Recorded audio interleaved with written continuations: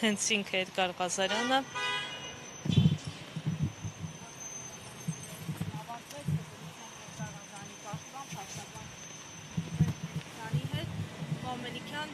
մերժվեց միջնորդությունը։ Միջնորդությունը մերժվեց, ցավոք սրտի մենք, ինչպես նշեցի, տարբերակված մոտեցման արժանացանք։ Ես բերեցի մի շարք գործեր ըստ ինձ, որոնք որ ամբողջ դաշտն էին պարունակում, այլ գործեր չկարողացա գտնել, որ այս հոդվածը կիրառվել է,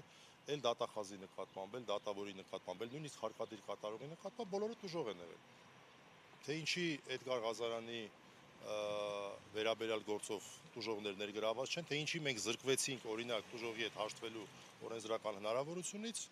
իրավաբանության տրամաբանության մեջ ինձ հասկանալի չի, քաղաքական տրամաբանության մեջ ինձ լրիվ հասկանալի է։ Ցավում եմ, որ դատարանը շատ արագ որոշում կայացրեց, օրինակ չուսումնասիրեց իմ կողմից ներկայացված գործերը, ես համարում եմ դա ոչ այնքան իրավաչափ վարքագիծ։ Մեր պատկերացմամբ պետք է այդ մարդիկ ճանաչվեն տուժող, մի հատ գային լսենք այդ մարդկանց, իրենց վերաբերյալ արատավորող, իրենց համարում են արատավորող տեղեկության տարածման զոհ, այսպես ասած, թե ոչ։ Ինչպես կարող է, գիտեք ինչու, որովհետև չի կարող իմ պատկերացմամբ իրավաբանը, որը որ հարգում է իր մասնագիտությունը, այն փաստերը, որոնք որ նշված են, որ գնահատական են իրենցից ներկայացնում, այլ ոչ թե տեղեկություն, դա ներկայացնի իմ պատկերացնում դա անհնար է, որ արատավորող տեղեկություն համարի։ Ես կարծում եմ սրանով քաղաքական իշխանությունը պաշտպանում է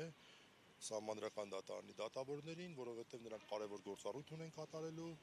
այն խայտառակ որոշումը, որ կայացվել է, որ առիթ է հանդիսացել այս վարույթի, մասնավորապես Արցախից հրաժարվելու, ցեղասպանության պահանջատիրությունից հրաժարվելու վերաբերյալ այդ հայտնի որոշումը,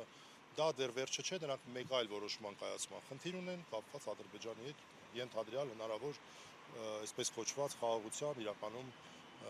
ստորացման պայմանագրի հետ։ Ես կարծում եմ սա քաղաքական այս որոշմամբ, այս մերժմամբ քաղաքական բնույթ է այս դատավարության էլ ավելի հասկանալի դարձավ անգամ անկողմնակալ ընդհանրապես վարույթի հետ ոչ մի կապ չունեցող անձանց համար։ Պարոն Մելիքյան, այստեղ մի հարց էլի, զրպարտության եւ վիրավորանքի գործերը քաղաքացիական օրենսգրքով, եթե անձի դեմ է, ձեր կարծիքով պետությունը ինչու է հենց դատավորին զրպարտելու եւ վիրավորելու հոդվածը քրեականացրել, չեք կարծում, որ այստեղ կա ինչ-որ նպատակ, որ դատավորի հեղինակությունը պետք է բարձր պահվի։ Միանշանակ այդ նպատակը կա։ Միանշանակ։ Բա ինչու եք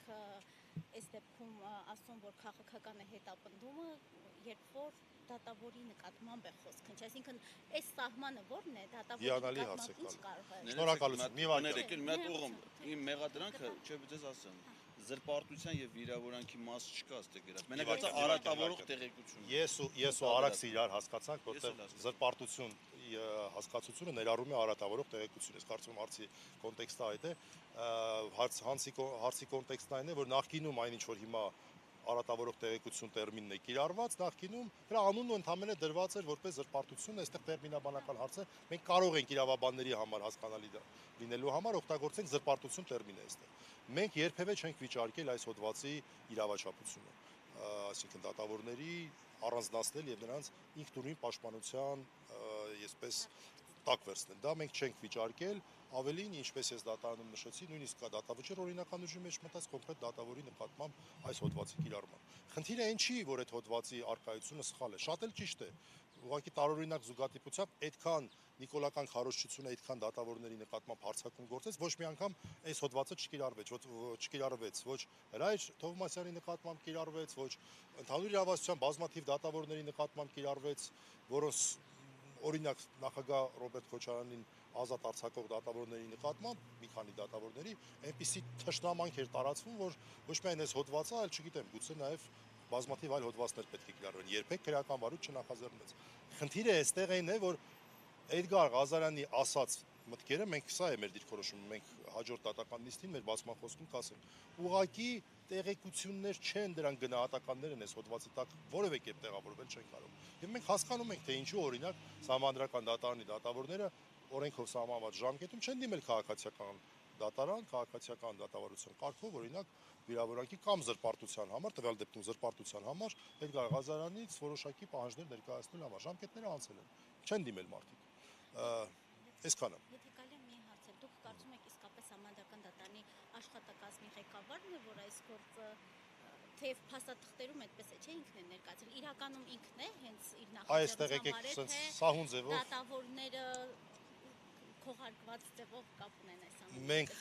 գործընկերոջս հետ Վարազդատ Հարությունյանի հետ տեղ ունենք գնալու, սահուն ձևով փոխանցեմ Էդգար Ղազարյանին, շնորհակալություն։ Շնորհակալություն։ Եթե ձեր